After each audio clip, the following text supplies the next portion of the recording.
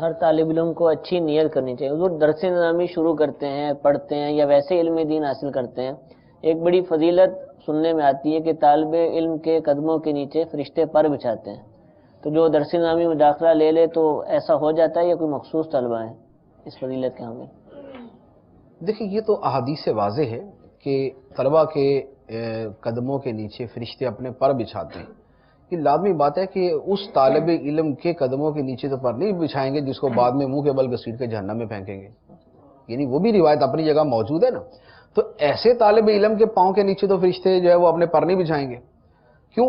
وہ کون ہے؟ وہ ہے جس نے ریاکاری کے طور پہ سیکھا تھا. یعنی عالم کہلانے کے لیے تو نے علم اس لیے پڑھا تاکہ تجھے عالم کہا جائے. تو اب جو طالب علم اس لیے پڑھتا ہے کہ اسے عالم کہا جائے، تو یا اس کو علامہ صاحب کہا جائے یا اس کے اور اس طرح کی جو بری نیتیں ہو سکتی ہیں کوئی بھی، تو وہ اس کی نیتیں ہیں، تو اس کے پاؤں کے نیچے تو پر بچھانے کا کوئی مطلب ہی نہیں بنتا. لہذا یہ فضیلت اسی کے لیے ہے جو اولاً تو علم کے لیے آئے. یعنی علم کے لیے آئے، صرف ایسے ہی جو ہے نا کچھ وقت گزارنے کے لیے اور کھانے پینے کے لیے نہ آئے، علم کے لیے آئے. اور پھر وہ علم حاصل کرنا بھی خالصتاً اللہ تعالیٰ کی رضا کے لیے ہو. اللہ تعالیٰ کی رضا کے لیے ہوگا تو پھر اس کو یہ فضیلت یہ بھی ہے اور بھی بہت ساری ہیں. اور اگر یہ نیتیں نہیں ہیں تو پھر تو وعید معروف ہے کہ تو نے علم اس لیے پڑھا تاکہ تجھے عالم کہا جائے. یا اور احادیث مبارکہ ہے کہ من طلب العلم لغیر اللہ واراد به غیر اللہ فلیتبوأ مقعدہ من النار، کہ اپنا ٹھکانہ جہنم میں بنا دے.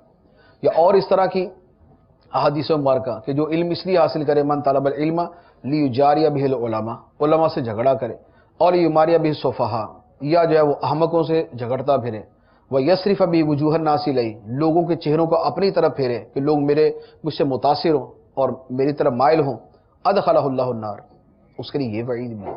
تو یہ بڑا بنیادی چیز ہے. ہمارے ہاں خود علم کے اندر اتنی مشغولیت ہو جاتی ہے کہ علم کے اپنے جو فرائض ہیں ان کی طرف توجہ نہیں رہتی. یعنی علم کے جو بنیادی فرائض، علم بھی ایک عمل ہے نا، علم ایک عبادت ہے. تو جیسے نماز ایک عبادت ہے تو اس عبادت کے کچھ فرائض ہیں، کچھ اس کی شرائط ہیں. اسی طرح علم ایک عبادت ہے اور اس عبادت کے اپنے فرائض اور اس کی اپنی شرائط ہیں. اور اس کے جو فرائض اور شرائط ہیں وہ وہی ہیں کہ اس کے اندر نیت اچھی ہونی چاہیے. یہ سب سے بنیادی بات ہے. تو عرصہ دراز گزر جاتا ہے.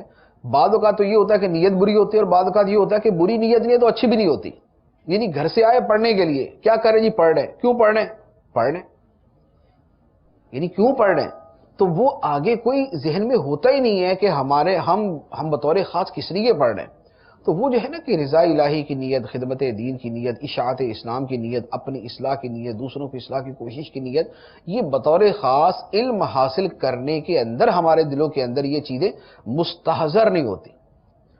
جب یہ علم حاصل کرنے سے پہلے نیت نہیں ہوتی تو پہلا درجہ یہ ہوتا ہے کہ ثواب سے محرومی ہو جاتی، اور پھر بری نیت اس میں شامل ہو جائے تو اب اس کے ساتھ گناہ شامل ہو جائے گا. پھر بعض اوقات یہ ہوتا ہے کہ اچھی بری نیت کچھ بھی نہیں ہے، لیکن علم جو ہے جیسے علم اللہ تعالیٰ کے قریب کرتا ہے اسی طرح دور کرنے کا ذریعہ بھی بن جاتا ہے. کہ علم کے ساتھ ساتھ کچھ خامیاں، کچھ برائیاں جو ہے وہ طبیعت کے اندر جو ہے وہ آتی جاتی اور وہ اتنی پختہ ہو جاتی ہیں کہ پھر وہ کبھی ختم نہیں ہوتی. جیسے چند سلسلے پہلے بھی ہم نے ایک مسئلے پر ذکر کیا تھا کہ طلبہ کے اندر ایک عادت ہوتی ہے کہ ماننی نہیں ہے کوئی بات. یعنی ان کو سمجھانے جائیں تو ان کے گھر والے بھی ان کو سمجھاتے ہوئے ڈرتے ہیں کہ یار اس کو بولیں گے علامہ صاحب مان بھی لیں گے یا نہیں مانیں گے. تو یہ جو ہے کہ کسی سے یہ توقع ہونا کہ یار اس نے ماننا ہی نہیں ہے، یہ پہلے نہیں ہوتی. یہ درس نظامی پڑھتے ہیں تو اس سے پہلے نہیں ہوتی. یہ جب پڑھنا شروع کرتے ہیں تب اسے یہ ڈر ہوتا ہے. اب وہ امام صاحب بن گیا تو سوال ہی پیدا نہیں ہوتا کہ وہ بات مان لے. وہ اگر اس سے بڑے درجے پہ پہنچ گیا تو اب سوال ہی پیدا نہیں ہوتا کہ وہ بات مان لے. تو یہ والی چیز میں نہ مانوں والی یا اپنی غلطی کو تسلیم نہ کرنا، تو اب اس کی وجہ عام طور پہ تکبر ہوتی ہے، اور یہ پیدا ہوتا ہے اسی ڈیوریشن کے اندر، اسی دورانیے کے اندر. تو لہذا علم حاصل کرنے کے دوران بھی یہ دیکھتے رہنا ضروری ہے کہ اس کے ساتھ کیا اخلاق سیئہ، اخلاق رذیلہ جو ہے یہ تو ہمارے وجود کا حصہ نہیں بنتے جا رہے. تو لہذا ان چیزوں کا جو ہے وہ خیال کیا جائے تو ثواب جو ہے وہ اسی کے لیے جو رضا الہی کے لیے حاصل کرے. بری نیت سے حاصل کرے گا تو اس کو گناہ ملے گا، اور اچھی بری نیت دونوں نہیں ہے تو ثواب سے محرومی ہے.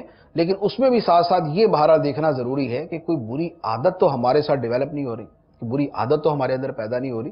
ان چیزوں کا خیال کرنا ضروری ہے. تو نیت تو اچھی ہے لیکن سستیاں بہت ہیں، پڑھتے نہیں ہیں، وقت گزارتے رہتے ہیں، جامعہ میں داخل ہیں، درجوں میں شرکت کرتے ہیں، تو اب بھی فضیلت ملے گی اسے؟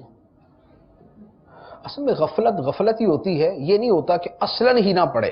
یعنی غفلت کیا ہوگی کہ آپ کا درجہ 8 بجے لگتا ہے، آپ ذرا 8:15 بجے تشریف لا رہے ہیں، درجے کے اندر آپ بیٹھے ہوئے ہیں، اکثر طلبہ بہت زیادہ توجہ دے کے بیٹھے ہوئے ہیں، آپ تھوڑا سا سن بھی لیتے ہیں، تھوڑا سا ذرا موبائل بھی استعمال کر لیتے ہیں درمیان میں. اچھا اس کے بعد حلقوں کے اندر جو ہے آپ وقت پہ نہیں آتے، حلقوں میں بیٹھے ہوئے پڑھ بھی لیتے، 2-4 گپے بھی مار لیتے. تو غفلت یہی ہوتی ہے. یعنی غفلت یہ نہیں ہوتی کہ ایک آدمی درجے میں اصلا قدم ہی نہیں رکھتا، حلقے کے اندر اصلا بیٹھتا ہی نہیں، سبق وہ بالکل یاد ہی نہیں کرتا. اگر ایسا طالب علم ہوگا تو اس کی تو ویسے ہی چھٹی ہو جائے گی، اس کو تو ویسے ہی فارغ کر دیں گے. اور اگر ایسا ہوگا تو بہرحال وہ تو طالب علم ہے ہی نہیں. طالب علم کا مطلب تو ہے علم کو طلب کرنے والا. طالب الذی یطلب العلم، وہ جو علم کو طلب کرتا ہے. الذی یسعی للعلم، جو علم کے لیے سعی کرتا ہے، کوشش کرتا ہے. تو اب جو علم کے لیے اصلاً ہی سعی نہیں کر رہا تو اس پر تو طالب علم کا اطلاق ہی درست نہیں، وہ وہی ہے، پھر وہ کھانا بھی نہیں آیا ہوا ہے، تو اس کے لیے یہ فضائل نہیں ہے. باقی جو غفلت کرنے والا ہے تو اس کے لیے بہرحال بنیادی فضائل تو اس کو حاصل ہیں.